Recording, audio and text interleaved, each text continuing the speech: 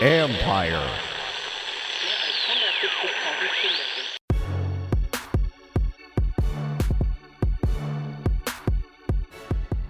Hello and welcome to another edition of the Last Man Standig podcast. Yes, I'm your host, Ben Standig, and I cover the Washington Commanders for The Athletic. It's game week. We made it. I still don't understand how it's September, but I do understand that NFL football starts in September, so I guess these things have to go hand in hand. But it is that time we're going to discuss here Washington's actual week one game. Greg Auman from Fox Sports, a longtime Tampa Bay Buccaneers reporter, used to be with The Athletic. He and I spoke about this game. What does Jaden Daniels need to worry about with the Bucs defense, and where does the Bucs defense need to be concerned with what Jaden Daniels provides? Discussed how the matchups with Mike Evans and Washington secondary, Terry McLaurin, etc. So a lot to get into here. We'll get to that in a few moments. In addition, I thought, you know what? I always like doing the most indispensable players on the team. It's always an interesting look to me to see like how many guys actually they need to worry about potentially losing. You know, where's the depth concerns, who's just looking that good, and so on. So I'm going to give you my top 10 as well, most indispensable Commanders for 2024. So we'll get to all that in a moment here on the Last Man Standing podcast. And of course, if you're listening to this, I appreciate you finding the feed, wanting to stay with us, jumping over, or if you're a new listener to the podcast, welcome aboard. Very glad to have you. Of course, Last Man Standing, go find it at iTunes or wherever you do your podcasting. Also, we do have a YouTube channel through Empire Media. I think if you just I think if you just search in YouTube, Last Man Standing podcast, you should find it. But if not, if you go to the Empire Media page, you will find my stuff there as well. Speaking also in terms of my written work on The Athletic, obviously last week I had my NFL agent survey. If you missed it the other day, I had Dalton Ross, noted Commanders fan and Entertainment Weekly big shot. He joined me. He interviewed me about my NFL agent survey, as well as a bit of a season preview for the Commanders. You can go check all of that out. I'm talking to you on Tuesday morning. The Commanders will return to practice tomorrow, Wednesday, and now we are officially back to the normal week. So what that looks like will be, in terms of who's talking when and where, Wednesday we'll get Dan Quinn and the quarterback, so Jaden Daniels. On Thursday, the two coordinators, Cliff Kingsbury and Joe Witt Jr. On Friday, we will get Dan Quinn again. And that, of course, will be the day where we find out most likely if anybody is in or out, or anybody's out for the game. We're going to watch Brandon Coleman this week. Johnny Newton are the primary ones. And I guess to some degree, Noah Brown, having only just arrived here last week. I would imagine they will get him on the field, but how involved he'll be with the offense, we will see about that. So yeah, so let's get to some of the most indispensable. Let's be another way to talk about this team. I don't know if I have any criteria for this. A lot of it does seem to have it's like the WAR stat in baseball. If this player is out of the lineup, what's available after that, and also just what's their impact to this team. I have 10 spots. Here's who I didn't include. I didn't include Tress Way. Now, don't get me wrong. Tress Way is incredibly valuable on multiple fronts, not just as the punter, of course, but the holder, and also a big locker room camaraderie guy.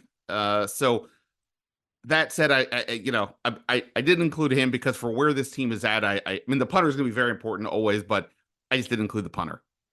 Sue me if that's a problem for you. Tress Way, we all appreciate Tress Way, future Ring of Honor, all that, but I didn't put him in the top 10.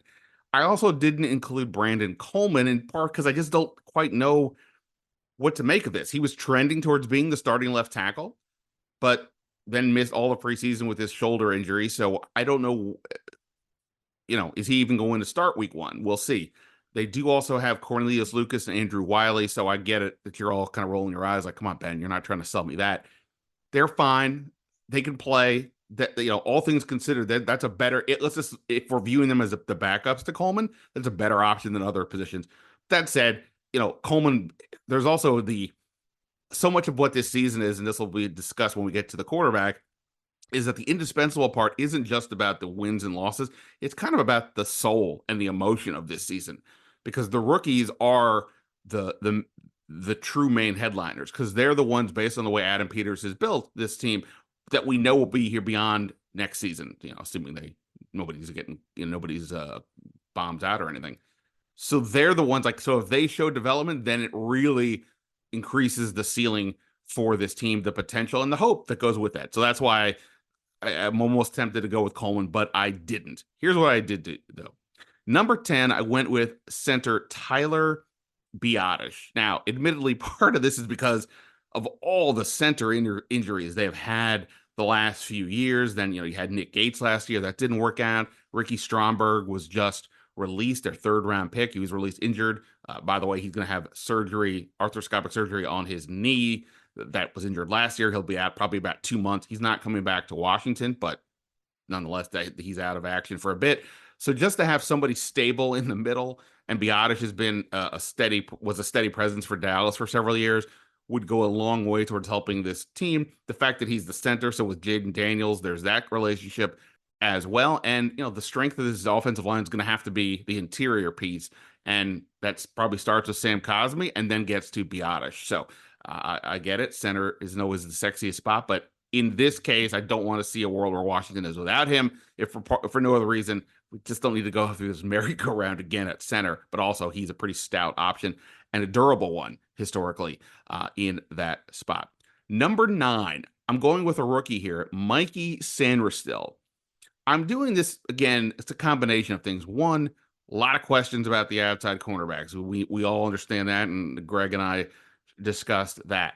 But this is, again, what the rookies represent. They represent hope for the future, but I think also in this case, it's about changing the mindset of this team, the culture and all that stuff that can get a little nauseating when we discuss it over and over again. But it's important to recognize that this is a big deal as to why Adam Peters and Dan Quinn did what they did this offseason in terms of structuring the team and so on. So the fact that Mikey Sanderstill might already be their best corner, and Joe Witt Jr. has talked about playing him on the outside in 2 cornerback sets, even though he's only 5'9" and change, says a lot about where he is, but it also says a lot about the other options. And since the primary outside options are very uncertain as players right now, having Sanderstill out there as a talent and a determinative presence, is that the right way to say that? I don't know. Guy who's a competitor, I think is going to be a huge deal. And again, that he probably, other than Daniel, seems to right now represent the future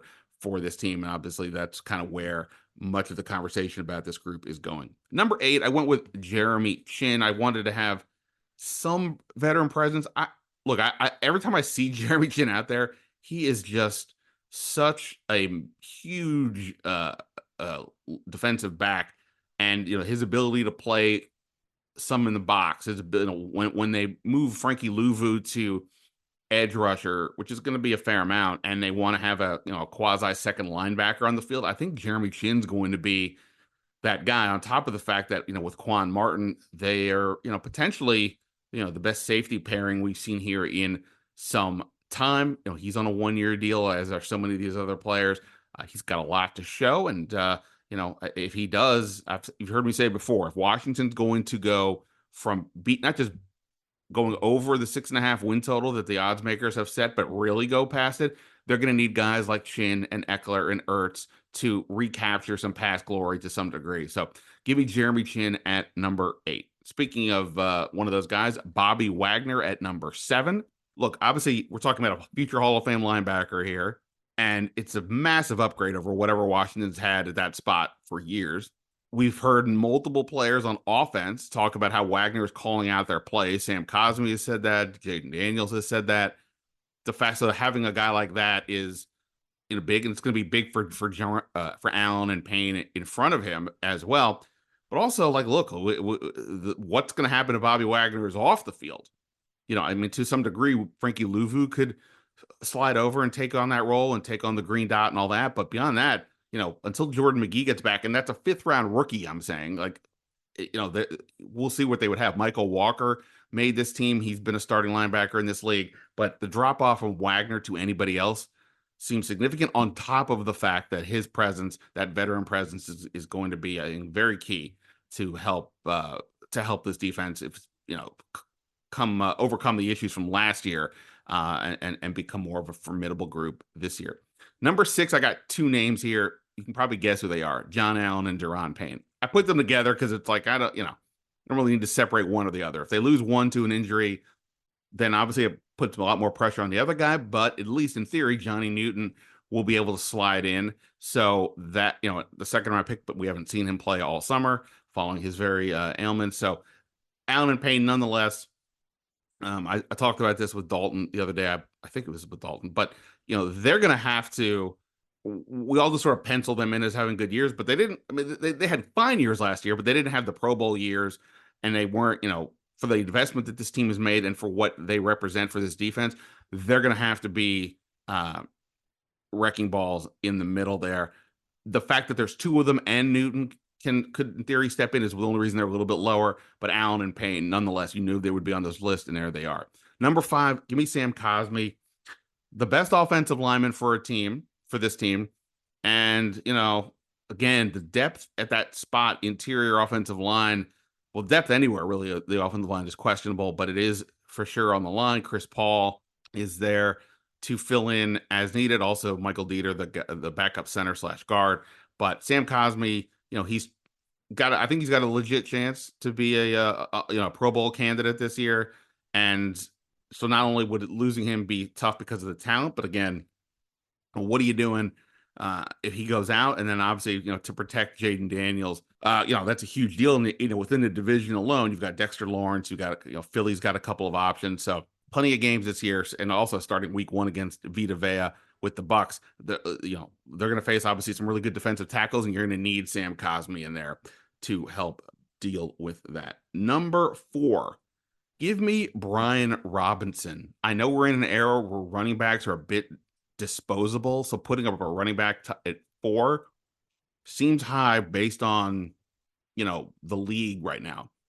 But in this instance, I think it's very key. Not only do I think Brian Robinson is positioned to have a really good year, I think that he may represent, at least on offense, other than maybe the lineman, I guess, more of what Dan Quinn is trying to accomplish here in terms of a mindset, in terms of competing, in terms of football brutality. Brian Robinson has that mindset. He's going to run over guys. He is very physical, and they don't have anybody else. If he were to miss time, even goes off the field, they don't have somebody like that. That's why Chris Rodriguez seemed like a no-brainer to make this team way back when. He's now on the practice squad because he didn't have a great summer, and they kept Jeremy McNichols, who, was more of in the Austin Eckler mold. Now, obviously, if Robinson were to miss time, you would still have Eckler, who I did not put on this list. But, I think you want to, sort of, nurse Eckler through the season to make sure he gets through all 17 games after, an injury last year kind of sapped his strengths. So I think Brian Robinson is very key. Not to mention, I think if you want to run the ball a ton to help Jaden Daniels, and you need that goal line threat, that short yardage threat. That's what Robinson is as well. So big deal. I got Robinson at number 4. Number 3, give me Frankie Louvu, probably easily the most interesting free agent that they added this year in terms of short and long-term aspects. This guy was all over the field for the Panthers last year. Clearly, they're viewing him as the new Micah Parsons for Dan Quinn and Joe Witt Jr., not in terms of the upside or that level of playmaking, but the versatility. He can get after the passer, of course. He'll be all over the place. We've seen that already in camp. He's a really relentless defender, and that's a weakness on paper is the edge pass rush. Dorrance Armstrong, I think, will be a help for sure, and he could maybe even slide inside if need be for a little bit here and there. But but Louvu is more of the real threat, and if you take him off the field, is Jamin Davis able to replace that?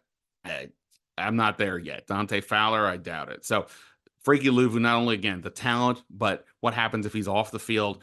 He just in general, he's going to have to supply a ton of outside pass rush for this team, and that'll help Allen and Payne as well. Number 2, Terry McLaurin. I don't know if I would have, I don't know where I had him last year. I don't know if I would have put him this high before, not because he's not good, but again, as we discussed with this receiver room, what's there after Terry McLaurin? A lot of questions, a lot of guys with some specific skill sets, but nobody, we all have been saying, who's the quote unquote second receiver? Well, we know who the first receiver is, so he needs to be on the field. I do think that Terry should have a better statistical year than we've seen recently because of Jaden Daniels' aggressiveness and willing to throw the ball down the field. But defenses are going to be aware of this too. They're going to try to take McLaurin out whenever possible. That's up to Cliff Kingsbury to not let that happen, and it's up to Terry as well. But, again, don't want to see the world where Terry misses much time at all, even in game, even without an injury. You need him on that field, you would think, especially in passing situations because of what he represents and because, at least until we see what De'Ami Brown, Noah Brown, Zacchaeus, what they're looking like, Terry McLaurin's the guy, and that's by a pretty wide margin.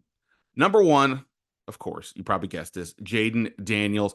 Look, the quarterback is always the most important. We get that, and he's got a chance to in my view, to not only be a viable player this year, not like a rookie you have to nurse through the season, but to be a long-term answer for a team that has been looking for a long-term answer forever. We all know enough to not count our chickens before they hatch.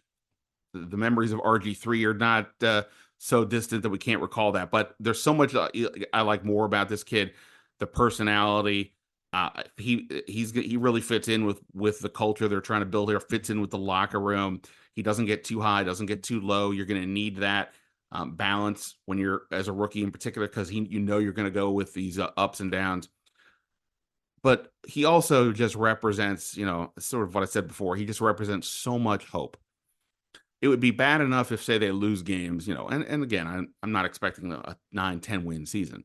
But, okay, losing games, we've seen that. That's one thing. But don't take away the hope. Don't take away a player that represents everything that is new here on the field for this organization. So the indispensable part here is both the talent, and he's the avatar of hope for this group. And you can't take that away from this fan base right now. That would be just absolutely miserable. And frankly, as a reporter, an unbiased reporter, it's fun to watch these things. I've said before that, like, it's not until we get to the playoffs that I'm watching a game or that I might hypothetically cover a game in which both quarterbacks are fun to watch. That hasn't happened around here in a very long time. It's going to happen now because of Jaden Daniels. So we're all excited to see what he's going to do, how Kingsbury is going to deploy him, but he's got to stay on that field to continue the hope that so many have for this team. All right, there's my list. If you got your list, let me know. Hit me up at Ben Standig on Twitter, or you can email me bstandig@theathletic.com. All right, let's get to my conversation now with Greg Auman of Fox Sports. We're talking week 1. It's that time. The Commanders, what are they up against the Bucs? We'll discuss that right now here on did I say? I'm sure I'm going to butcher this a few more times. It's like when they went from Redskins to the football team to the Commanders. I kept botching it. So if I've already botched it, you can count the dings. Maybe I have to have a fine jar for myself. Anyway, here we go. The Last Man Standing podcast, talking with Greg Auman from Fox Sports. Hey, it's Kaylee Cuoco for Priceline. Ready to go to your happy place for a happy price? Well, why didn't you say so? Just download the Priceline app right now and save up to 60% on hotels. So whether it's Cousin Kevin's Kazoo Concert in Kansas City, go Kevin, or Becky's Bachelorette Bash in Bermuda, you never have to miss a trip ever again. So download the Priceline app today. Your savings are waiting. Go to your happy place for a happy price. Go to your happy price, Priceline. All right, as promised, here to help talk about this game 1. I can't believe we're actually talking about an actual game. Greg Auman from Fox Sports, a longtime Tampa Bay Buccaneers reporter, covers the whole league in the NFC South for Fox. Greg, thanks for doing this. Also, Greg used to be at The Athletic. In fact, I just slipped into our DM conversation we haven't talked on DM. We've talked otherwise, but not on DM since I came on board in 2019. And the message is you saying, "Hey, congrats, welcome aboard. If I can help, let me know." And I can tell you, in this business, it's very rare. So this is the kind of guy we're dealing with here. No, good talking to you, and excited to have week one, like you said. Yeah, absolutely. All right, before we get to the game, let's get to the important part. How hot is it going to be? Because obviously it's got to factor in, it's been very hot here. You can imagine all summer, but game day is different. And I would have to imagine a week one home game is an advantage for Tampa, unless you're playing the Cardinals at home or something. Yeah, absolutely. I will say it being a 425 game helps you a little bit in that it's going to be cooler, and it pretty much rains every day in Tampa around 4:00 this time of year. So I haven't looked ahead. I guess we're close enough now. I should really be looking at the 5-day forecast. All right. But it would not surprise me at all if there's rain during or maybe even a big part of these game months. All right. Well, we'll see how that goes. Obviously, Washington has Tampa week 1, at Arizona week 4. I don't know who planned this thing. I'm very mad at them. All right. So, let's talk about this. I guess Tampa Bay, Tampa's kind of feels like a weird team, right? Am I correct? They're the 3-time defending NFC South champion, and yet they seem like a massive afterthought in the conversation of this of the conference about possible contender. And I guess I kind of understand why, especially Baker Mayfield had a better year, but I guess there's some question. Whatever it is, where are you at with Tampa? Are they a team that is getting overlooked, or are they being properly overlooked? No, I think they're definitely getting slighted. They kind of like that. They very much like the underdog role here in Tampa. So Baker Mayfield wants you to pick them third, if not fourth in the division. Jason Light, their GM, likes to talk about keeping receipts and all the people that pick other teams. A year ago, I think most people had the Saints. The Saints had Derek Carr coming in, and there's the expectation when you upgrade your quarterback play, it should lead directly to wins. Obviously, I don't think there was quite the same expectation for the Bucs and Baker Mayfield, just because Carr got this massive, $150 million contract. Baker Mayfield had a $4 million contract. So it's kind of much the same this year. I mean, Atlanta, I think last year, if you watched the Falcons, it was very much a team that had pretty much all the pieces and not the pieces at quarterback. And now they've gone out and gotten two. Had the high dollar guy in free agency to get Kirk Cousins and bring him in, and then took Michael Penix as well to go ahead and put a top 10 draft pick in the same position. So I think that's why Vegas likes Atlanta, why a lot of people picking the NFC South are picking Atlanta to win. But the Bucs feel like they're right there. I mean, like you said, they've won the division 3 times in a row. Just had the same record as the Saints. They won on a tiebreaker a year ago. So it's not like they've really run away with it. Right. They're like the last 2 years, you think about, just the last 2 years, they're 2-time defending champs, and they're also 17-17. So it's not like they've been this monolithic force to deal with. They've just been good enough to win a bad division, which honestly might be the case again this year, really. And even the playoff win last year, it was more about the Eagles being terrible than it was about the Bucs. I felt people were like, "Oh, Tampa's going to win this game because Philly is such a mess right now." Right. I think the fact that they won as convincingly as they did probably validated a little bit of their success. Held their own with Detroit on the road. But yeah, for the most part, this is seen, if it's not the AFC South, the NFC South is seen as the worst division of football. So this is the kind of thing where people are going to be mad they have a home game in the playoffs if it plays out the way most expected. Obviously, every team loses some pieces here and there, and hopefully I'm not about to sound like a complete moron, but it doesn't feel like Tampa, it feels like they were able to keep together some of their core. I know they lost some pieces. Did they lose anything so dramatic that you've got a question about it going into the year? A little bit. I mean, the big talk of the offseason was definitely them keeping the core intact. Had a ton of free agents that could have gone elsewhere. Kept Baker Mayfield, kept Mike Evans, kept Antoine Winfield, kept Levante David, re-signed Tristan Wirfs to a long-term deal. So paid a ton to keep this group together. And some people are like, if you were 17-17 in the last 2 years, is that really something is that a band you have to keep together? Right. They feel that way. They did take some changes, some losses on defense. There's 3 guys that were kind of mainstays going all the way back to their Super Bowl team in 2020. All 5 years that Bowles has been here in Tampa, 1 from each line. So Shaq Barrett, who, had the team record for sacks, his first year here was a big part.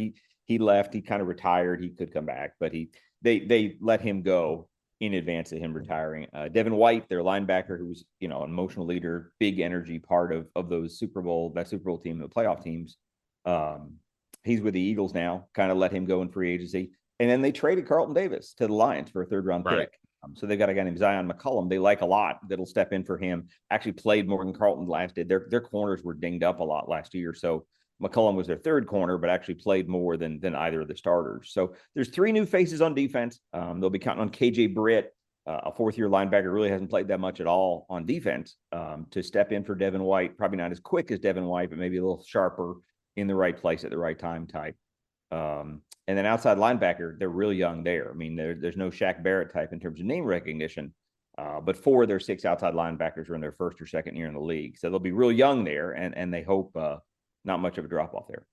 Boy, if you had told me when Tampa Bay with Tom Brady beat Washington in the playoffs that Devin White would be sort of like, it turned into like a little bit of an afterthought, I'd have been like, what are you talking about? I thought he was like, if I recall, like the best player in the game, or at least not named Tom Brady. And yeah, it's just bizarre how life moves fast, Greg. That's what they tell me. Oh yeah, I mean, a year ago, Devin White was not necessarily holding out, but I mean, had asked for a trade because he wasn't getting a deal from the Bucs. Wanted to be $100 million linebacker, highest paid linebacker in the game, and it kind of dropped off so much over the course of last year that he goes out. I forget what he got from Philly, maybe 1 year, $6 million or something like that. And he could very well prove it and elevate himself back up to a huge deal a year from now. But yeah, he's definitely not the center of things that he was 2021 way back then. Yeah, no, for sure. So you may have heard, but the center of things around here these days is some guy named Jaden Daniels. And obviously we're all excited to see what it's going to look like. We'll be able to watch 3 series of preseason all summer into practice.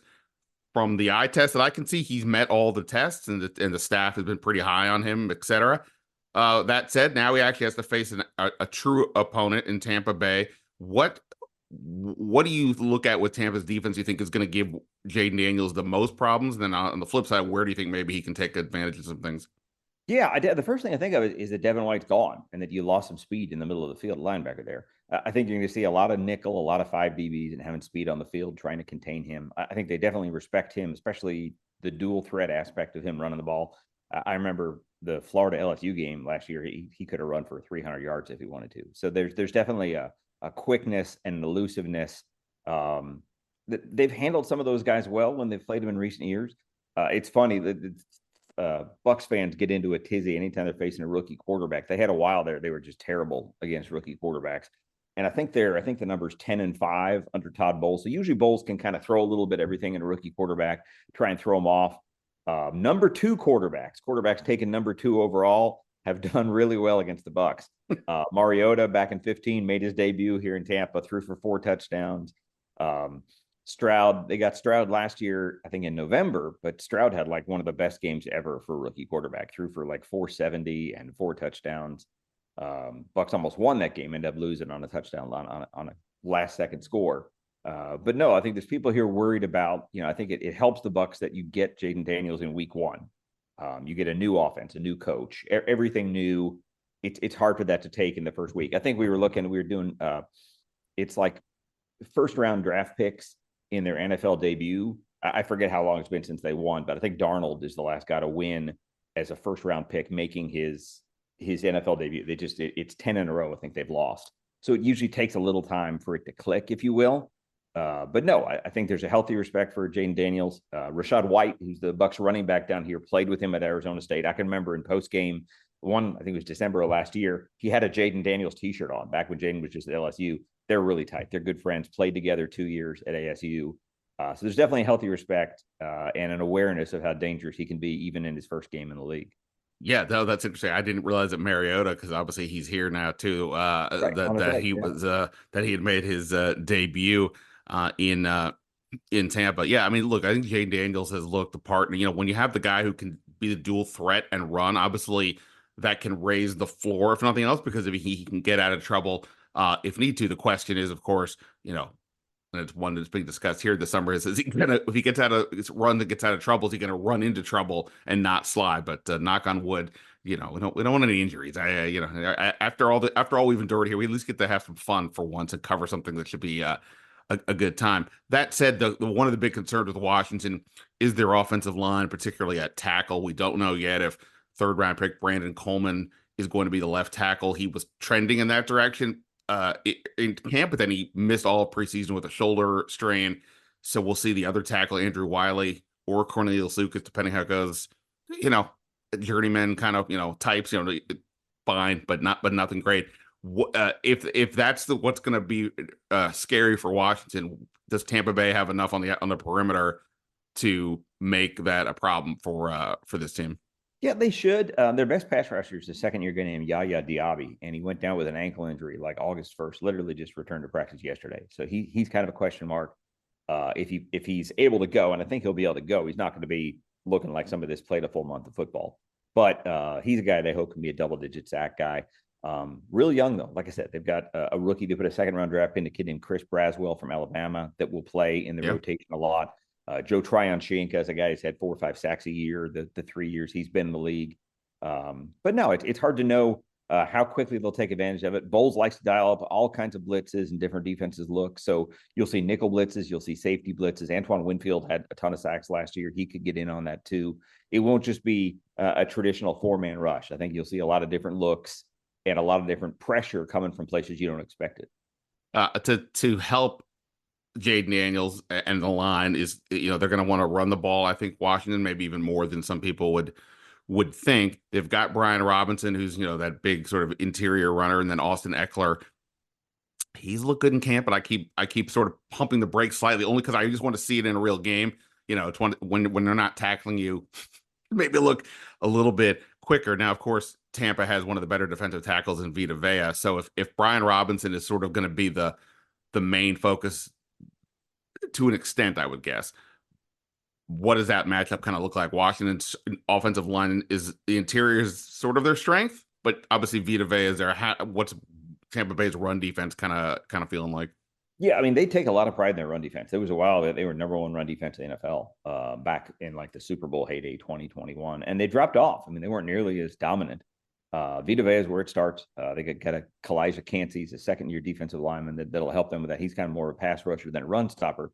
But KJ Britt, that linebacker steps in. He's a stout linebacker, good against the run tackler. So that'll be improved there. So no, they're going to want to take away the run. They're going to want to make Washington I don't even say one-dimensional because Daniels can still run even when he's passing. But I think they're going to try and make Jaden beat them and take their chances with that.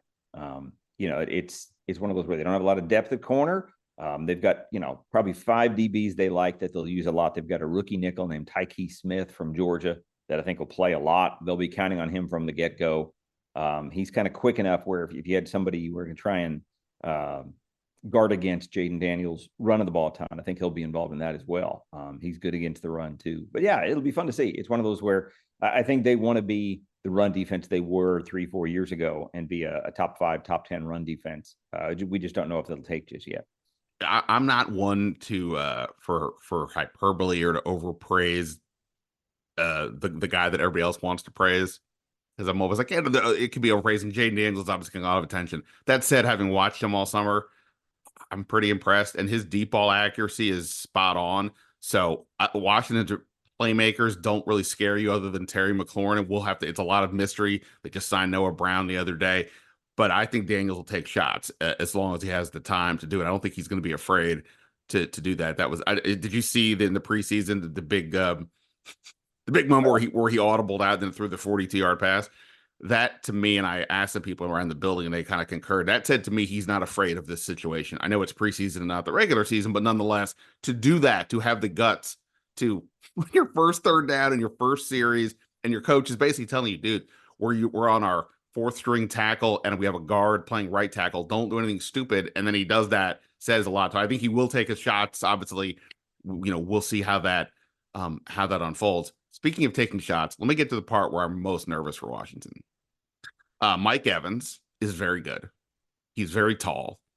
And then you got Chris Godwin, who is he going to be more slot, I would think, or no?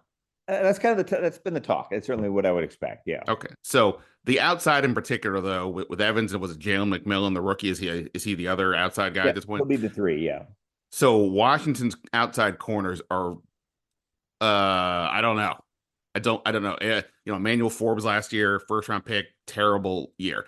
I think he's shown some growth, and I'm curious to see how the new defensive staff uses him, because they haven't shown much at all. And I think they will, similar to what you were saying, they have a lot more blitzes from different spots.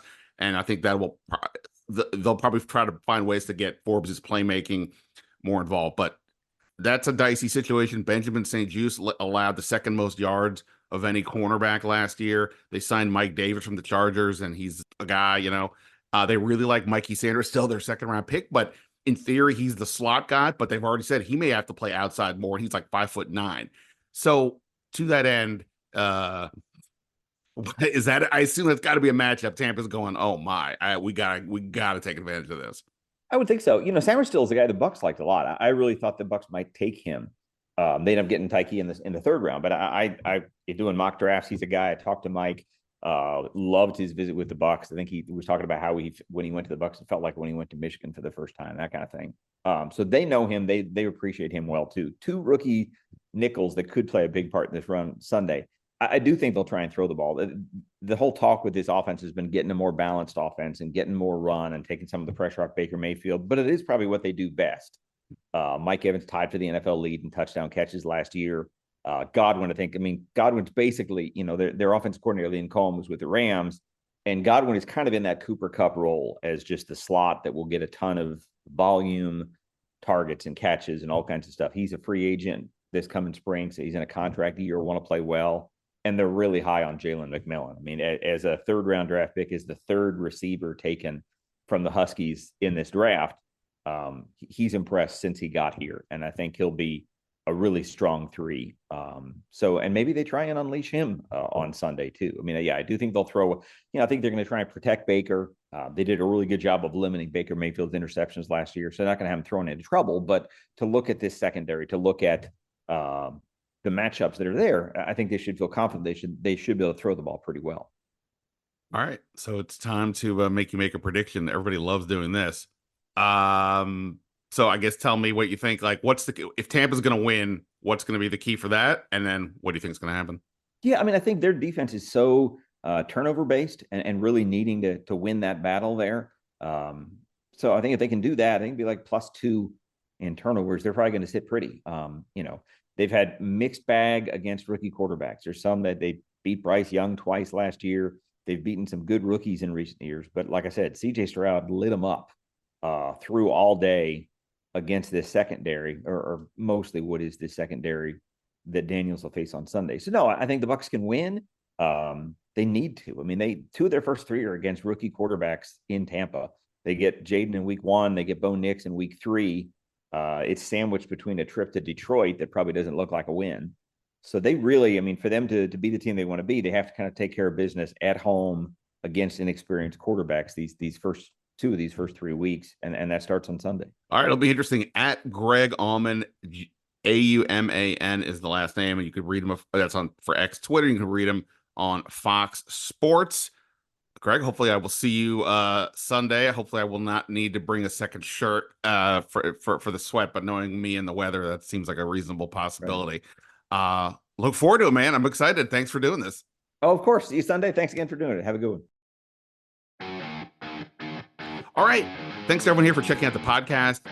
Look forward to more this week, and both here on the podcast and on The Athletic. That is it for now. Ben Standig signing off. Until next time. See you.